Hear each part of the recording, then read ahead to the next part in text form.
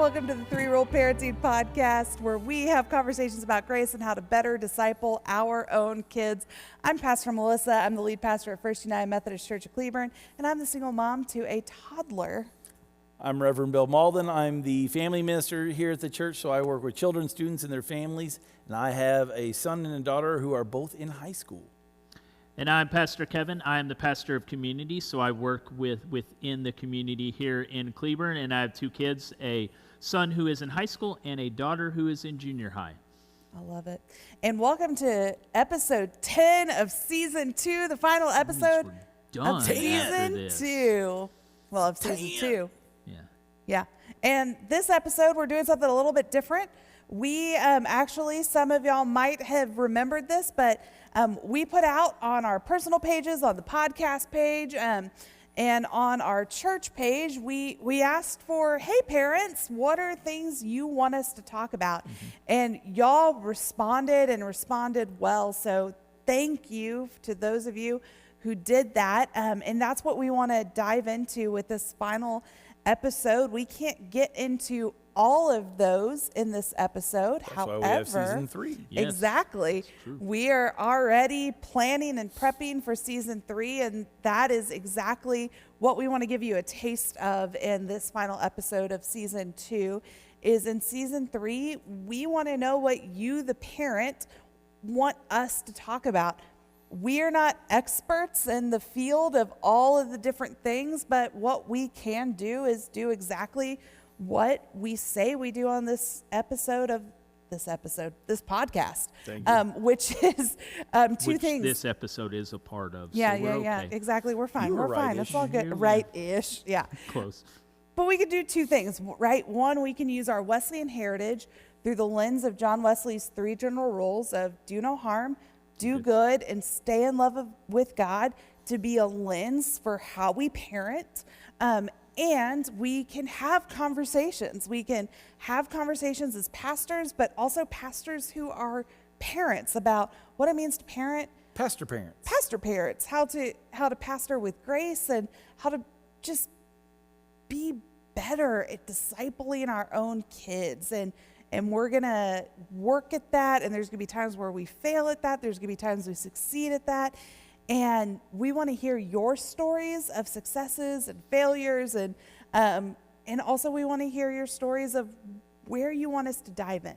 And so some of those things that y'all talked about, we want to get deeper into the weeds on, because we want you to feel equipped as disciples to disciple your own kids. And so today we're going to dive into 2 of the things that got thrown out at us, which is obviously only a little bit of the wide vast of what was already thrown at us. And the first thing we've touched on a couple of times already throughout this season in particular, and so I thought it'd be a good one to loop back to, but it was a parent who he threw out there. He said, how do I not be a helicopter parent or a bulldozer parent? I just want to protect my kid from failure. So what do we want to tell him? Because I know that he's not alone. My thought is you don't. You don't protect him from failure, because failure can be really good for us. Yeah. We learn through failing. We learn through struggle. And so when you take away all failure, you are also taking away every opportunity to build resilience, grit. I think we've talked about this on a previous podcast episode, that they study, there's people that study grit, resiliency, and one of the things they've done is study the cadets at West Point.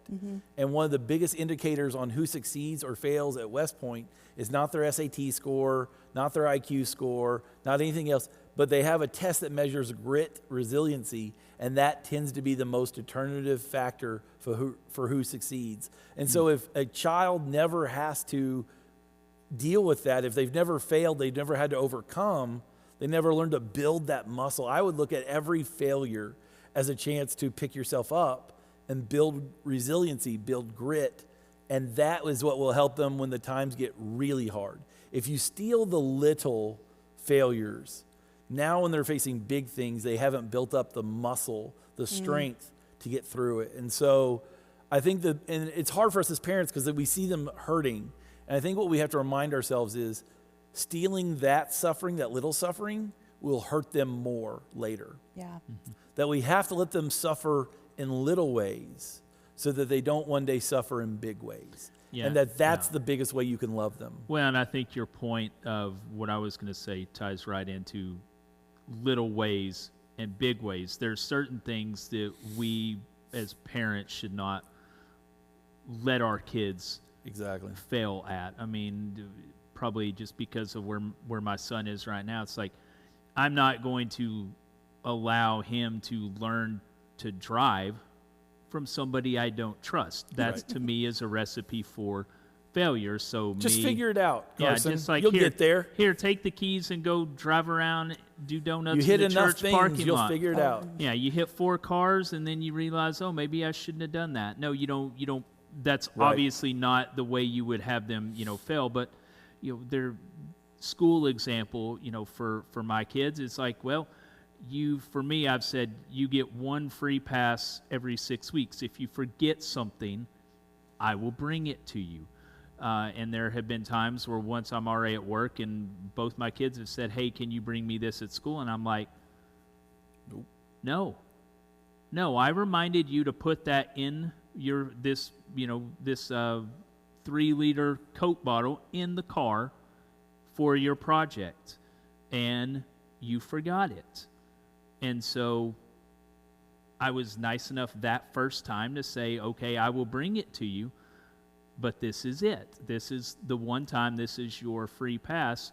Or, hey, I forgot to turn in, my test. Well, you deal with the consequences. Right. Go talk to your teacher about this. And so I think there are plenty of little examples and little things that happen in our kids' lives where you can be like, okay, that's what I'm going to let you fail at so that you don't do it again. Yeah. And so you as a parent, you can look at what's important and you can kind of pick those things. Sometimes it kind of picks itself for you, and sometimes you just have to be like, well, this is where I'm going to choose this, teaching moment for my child. That was the big thing that my mom taught us growing up, was there were teachable moments. Right. And, she stressed those, not just when they happen, but after the fact. What can you do differently next time so this doesn't happen again? And that's what we try and do with our kids. Well, this happened. It wasn't fun, I'm sure, for you. How can we prevent this next time? And have those conversations after the fact when those little failures happen. Yeah, failure is a great teacher. Mm-hmm. And not all pain is bad. That's the other thing, is that pain can be good for us in that it teaches us something. Again, not also, that's kind of the thing, is that I know as parents, this is part, when we've kind of talked about this a little bit before, we have to sort out, is it that we're afraid of our kids experiencing pain, or that we're afraid to experience pain by allowing their pain? And we have to choose to love our children enough to suffer ourselves watching their suffering. But again, it's that, I just kind of go back to it of like, especially with kids, there are like, hey, you might fall and die. Okay, let's not do that one. But you might fall and break your arm. Okay. Part of childhood is falling and getting hurt and healing and recouping and going back. Yes, we should step in and stop things when it's getting to a point too far. But there's a lot of little hurts and a lot of little sufferings that you got to go, you know what?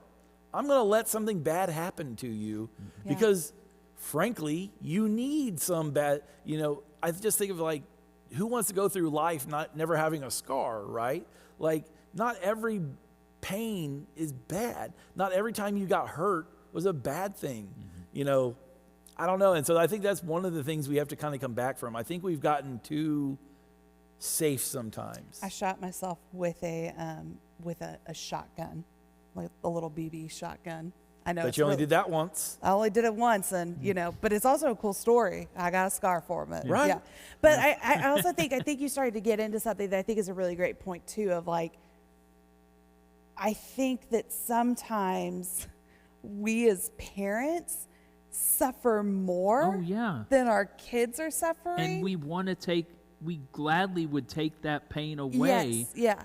But sometimes that robs our kids of a learning experience. Right, but in that, like, I think sometimes that's our own work. It's our own emotional work to do, not our kids' work to do. Like, is our kid actually really suffering?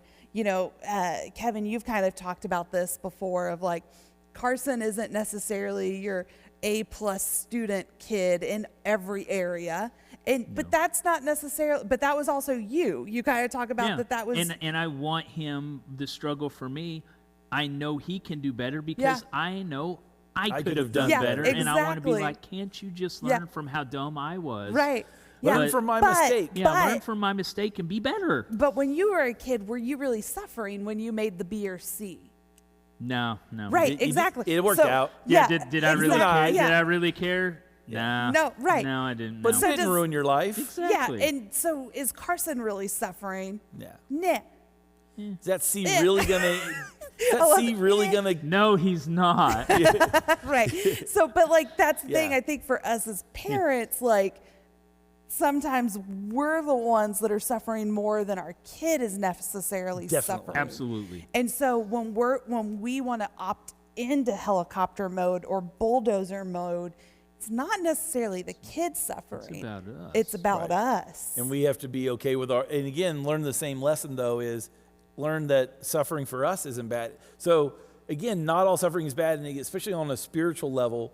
You know, the great spiritual teachers teach that, you know, spiritual growth tends to come from one of two sources, either great love or great suffering. And it's almost always great suffering. Yeah. Is great love possible for spiritual growth? Sure. It rarely happens. Does Jesus say, pick up your cross Right. daily and follow me? Spiritual growth and transformation and maturity comes from, more often than Suffering. not, some suffering. When do we typically, and people will beat themselves up about this, but like, you know, if you've got lackadaisical about coming to church or about your faith, when do you come back to it? It's when suffering. you're struggling. It's when you're suffering, right? And it's because like you need God in the moment, right? And Yeah, the story I think of, so my son won't enjoy that I told the story, but it's 10, who cares? Wait, does he listen to the podcast? No, he won't Hey, listen. I'd like it to be known my son is getting better grades than he was. There and you go. Good job, Carson. Yeah. So when Barrett was Barrett was kind of big for his age, and I think he was probably like 6 at the time. And we'd gone to one of those trampoline park things. And he was playing, they had like trampoline dodgeball. And he was playing with some boys that were about his size, but I could tell were clearly older. They were probably 8 or 9. But Barrett was like their size. And as they were playing, Barrett had like beat a couple of them. Like he had tagged a couple of them pretty good. And he was actually kind of winning. He was kind of smoking them all. Well, then he started to run his little mouth. Oh, no. And he started like taunting and making fun of them. Well, then one of them got real mad and just drilled him in the face with a ball. And he comes out and he's crying and he comes up to me and he looks to me for like what to do in this situation. And I just looked at him and said, next time, don't run your mouth. And he just looked at me like, what, you're not going to handle that? I was like, no. When you're playing a sport with bigger, older boys, you don't talk trash because one of them's going to get mad and hit you in the face. Yeah, that's what you get. Happens. Next time, don't do that. You know, he was looking to me to like run in and do not hit my son. I'm like, no, you had that coming. Next time, play the game and shut your mouth. Now this is, you know, Well, but that's yeah. suffering. He needed, and now, he does things. He plays tennis. He doesn't talk trash. He plays the game. He knows, hey, shut your mouth and play the game. Yeah. That was kind of one of the rules in my family that I feel like still applies to so much of life, was that if you're going to dish it, you better be able to take it. Yeah, if you're going to mouth off to a 9-year-old when you're 6, be ready for a 9-year-old to drill you in the face. Yeah. Yeah. Well, Yeah.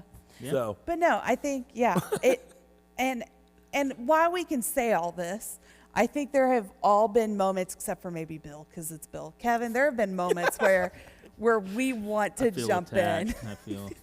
No, Bill should be the one that Okay, feels fair enough. attacked. But Yeah. no, I do think, in all seriousness, there are moments because we do love our kids deeply, and I'm Right. just giving you a hard time.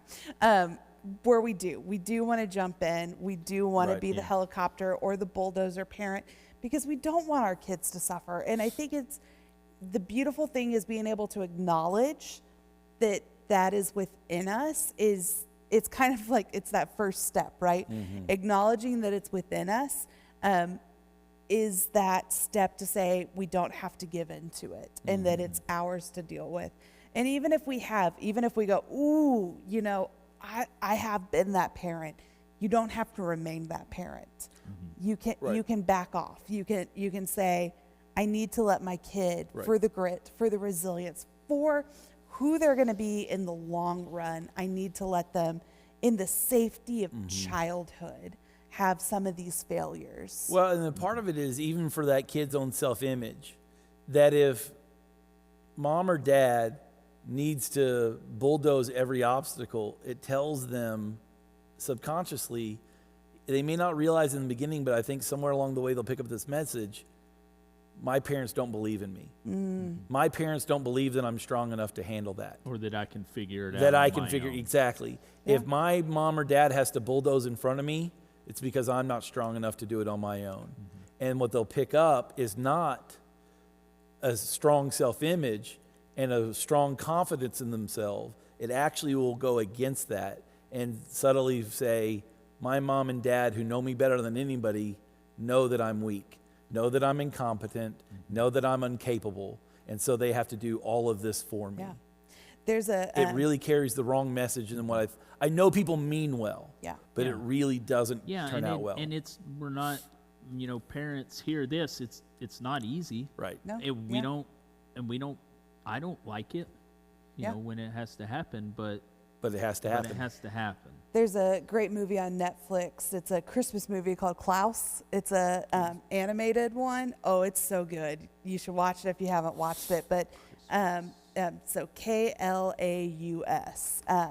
And the premise of the movie starts out with the postman, right? Like the postal service, and it's this great service, right? And one of the very high officials in the postal industry, right, of this day and age, his son has lived life quite literally with the silver spoon in his mouth kind of thing. And he has, like, his dad has bulldozed and helicopter parented and protected him from everything. And as a result, like, he's grown up to be this spoiled, rotten, now adult, and it's not cute anymore. It stops being cute at some point. It stops being cute.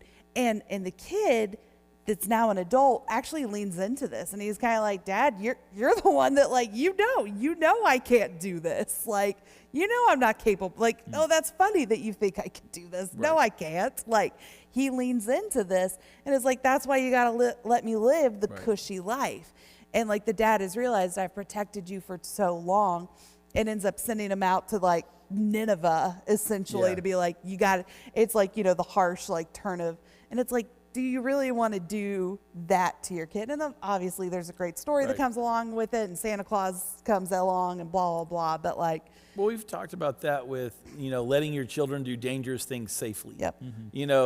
There is something to that, to let children do some dangerous things. Like, the thing I think of in my own mind, I remember hearing people from, like, European countries that, like, look at American playgrounds and they're like, I think it was like Sweden, they're like, oh, in parks they just have hammers and nails and boards and they just let them build stuff. And in Germany they let them go play in the woods. They all carry knives and they start fires and cook their lunches over them in the woods during their lunch hour. And you're like, who can imagine letting a bunch of third graders to go off in the woods and start fires and play with knives? But they do that in Germany every day. We won't even let adults do that. And I feel like every day in Germany they do this, and then you're like, those kids are going to grow up with a certain amount. When those kids then face your kids in a global economy, their confidence in themselves and knowing what they can handle is so far ahead of your kid. You haven't helped your child by sheltering them.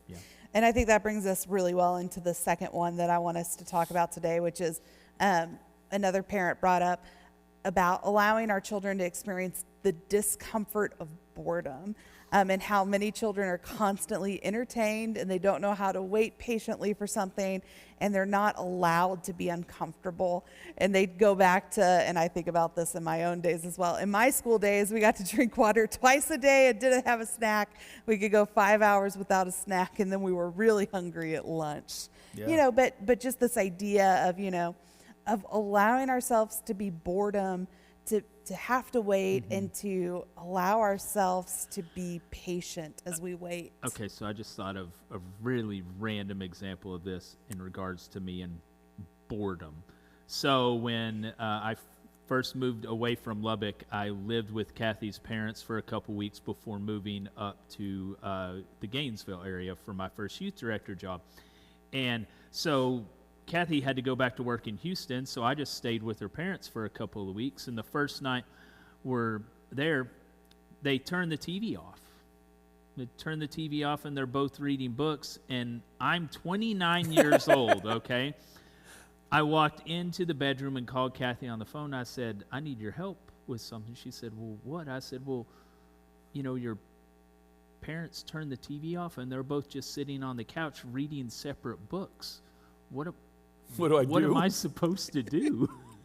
And she goes, read a book? Get a book, Kevin. Or talk to, and it was just this, it's like, yeah, I am so used to having something on in the background, a TV, music. There's always something to help me focus, that when there is quiet and there's nothing going on, I struggle with that. And I still do that. I still struggle with that.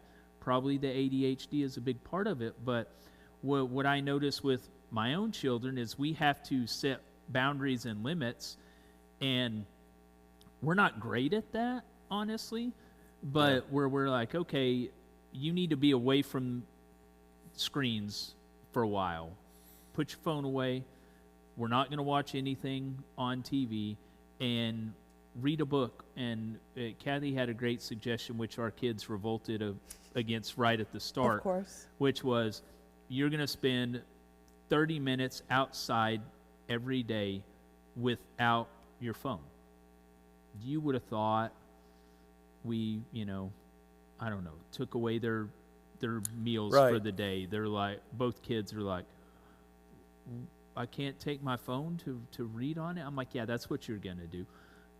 But it's this, just getting them in this habit of you will be okay without your phone, which is a big detriment for them right now, because they're so used to them that they're bored without them. And so we're taking small steps as a family and with them to be like, put your phone away, go outside for 30 minutes, read a book.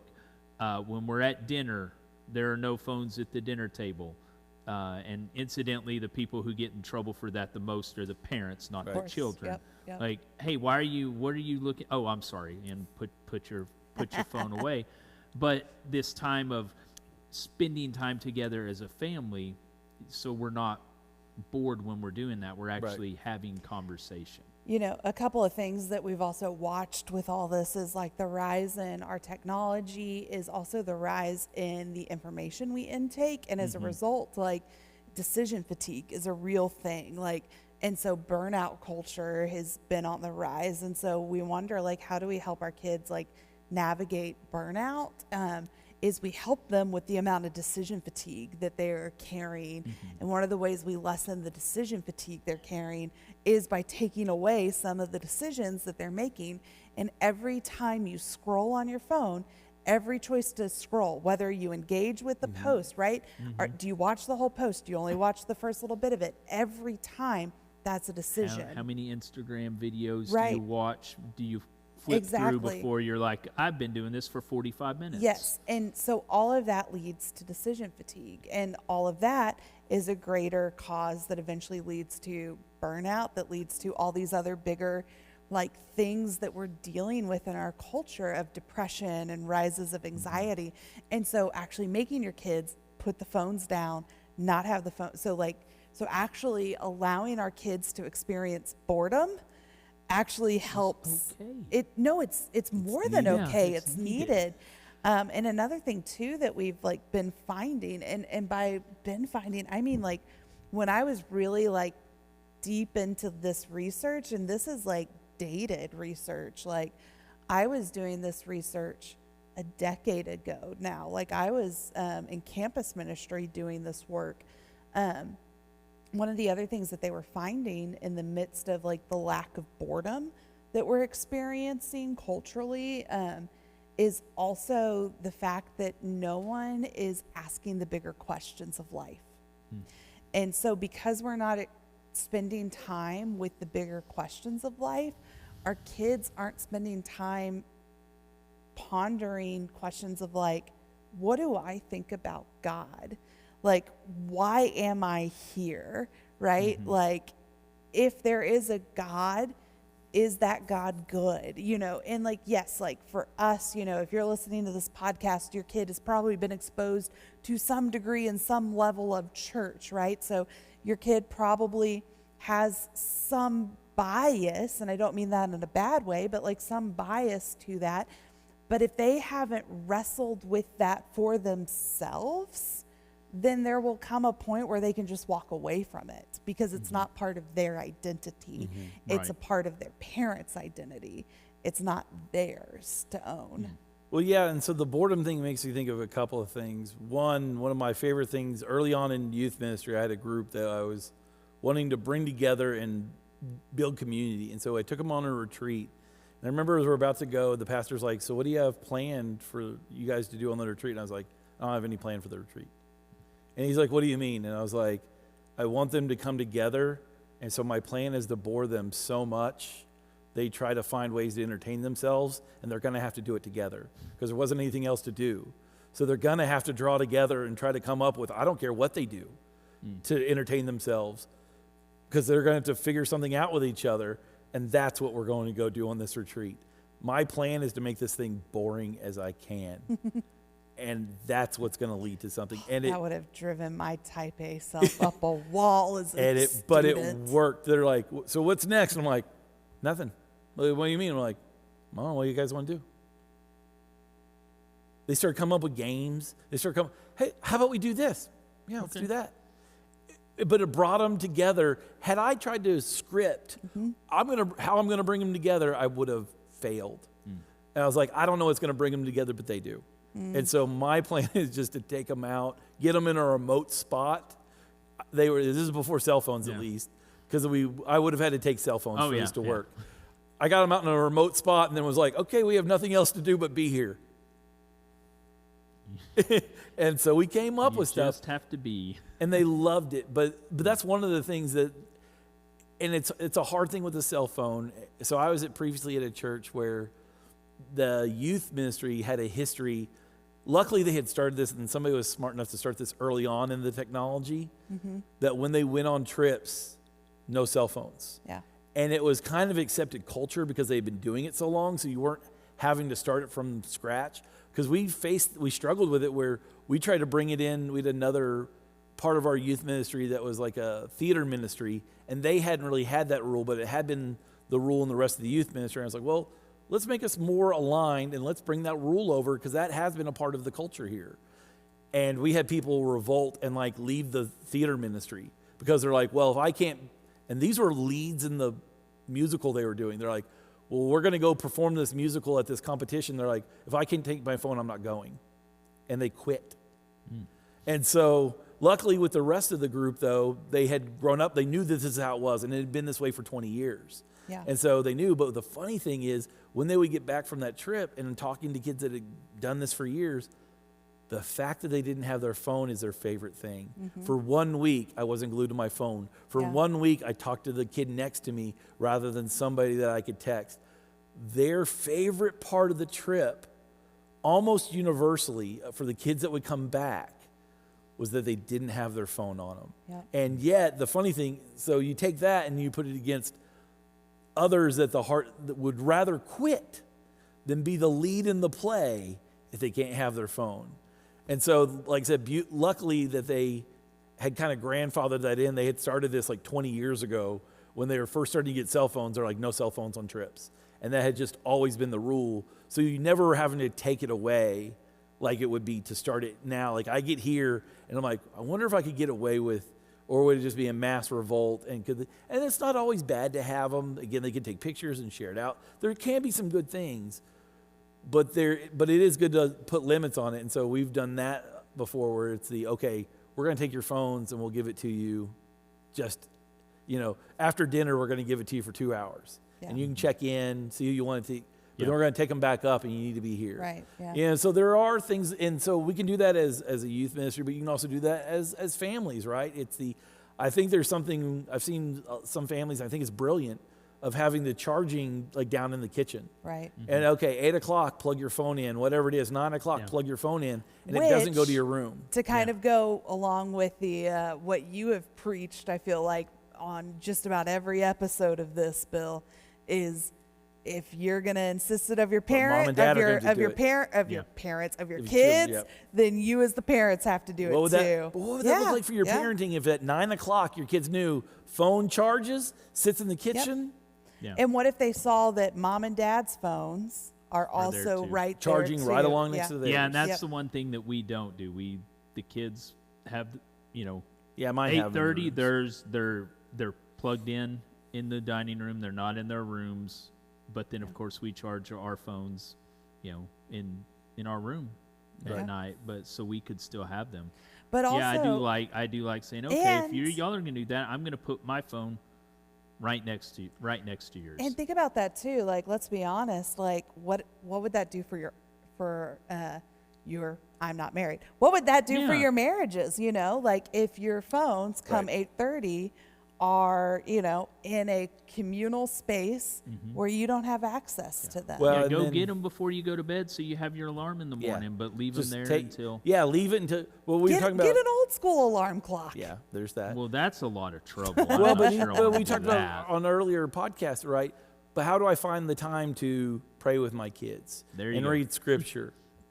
Well, at 8 o'clock or 7 o'clock or whatever it is, depending for you, all phones. Even if your kids don't have phones yet, right? What if your kids know at 7:30 my phone goes down and I leave it in the kitchen and we can now play a game, we can do bath time, we can do story, we can now read some scripture, we can do a little bit of prayer time. Even if you pick it back up once the kids are down in bed, I think it's great to leave it, like I said, get an alarm clock, leave it.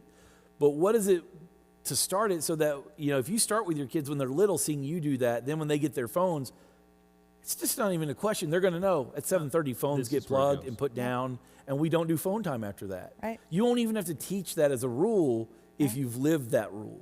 And think about the thing, because, creating space for boredom, what does that teach them to reach for? Something I'm appreciative of in a season of my life is that one of the last things I reach for with Ellis is watching TV. We do watch some TV, but she knows it's not the first thing that we're going to do. And so it's special. It is special when we do watch TV together.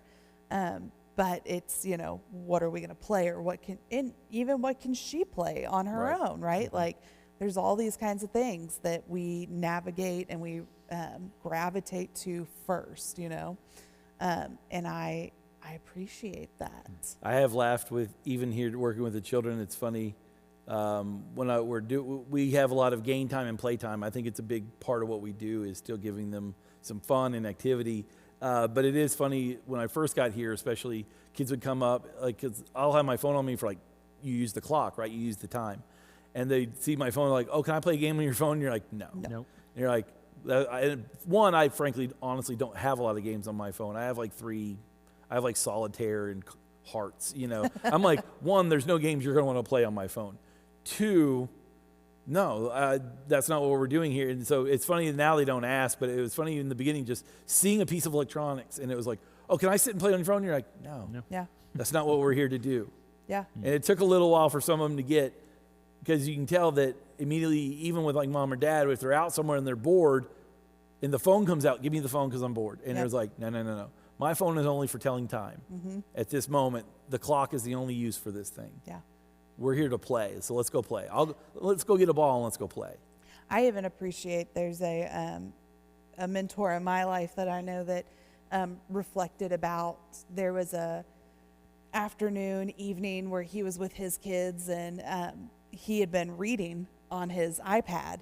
And his daughter came up to him and said, "That's enough screen time, Dad." And like, because, you know, for her, for her, she couldn't like, you know, she was young enough to be able to know that's screen time, but she wasn't old enough to understand what. And so he realized, reading a book. Yeah. So he realized, I need to be reading hard books again. And so he did. He switched to that so that his kid could see, I read books, you know, and that was important. And so, but I think, I think it's a valuable thing. I think it's something that we know as parents. Boredom is not, again, it's the same with pain. Yeah. Boredom is not bad. Boredom is not bad. Pain is not always bad. Good things can come from these things. Yeah. So can you create some space for boredom? Can you create some space for boredom for your kids? And can you, as the parent, same thing, accept some pain? Be bored. Can you? Can you be bored as a parent? Are you willing to be bored enough? And read a book. Yeah. And can you, can you step back and let your kid fail, especially in the safety of childhood? Yeah. When it's appropriate. And I just want to highlight, again, this is the end of season 2, but season 3, we want to keep diving into some of these. There were some other great comments, like we heard things of parents who want to talk about, how do you parent when you as a parent are not okay? We heard parents ask about, how do you help your kids when they're dealing with depression and anxiety? We had parents ask about, how do you have conversations with your kids around issues of LGBTQ, right? Like, how do you have... And parent as a step parent. How do you... Yes, there was a question about that. Like, how do you parent as a step parent? Like, is it okay to discipline? Is it okay, right? Like, what are the lines and all of that? There were so many incredible suggestions from y'all. We want to dive into so many of those. So keep giving us those suggestions. We're going to put up more polls as we get closer to season 3 for that, and we're not going to lose the ones that you've already given to us. And if there's any of those that you heard us just throw up that you're like, ooh, please, like that's one that we want you to talk about, like comment, let us know, and we'll make sure that we hit it in season 3. But thank you so much for joining us for season 2 of the 3 Rule Parenting Podcast. Kevin can't stop laughing because I said throw up. That's correct. Is that why? Because I'm sorry, I'm we a are child. children on this podcast. So for the end of season 2, would you receive this benediction of the podcast, this blessing to send you out one last time for season 2 of the 3 Rule Parenting Podcast? Would you go out to do no harm, to do good, and to stay in love with God? We'll see you in season 3.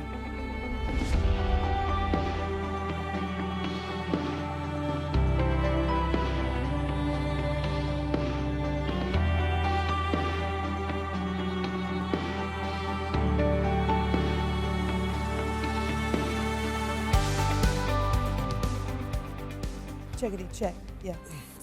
Check. She didn't get the red memo. What's Yeah, that? but at least I'm not clashing.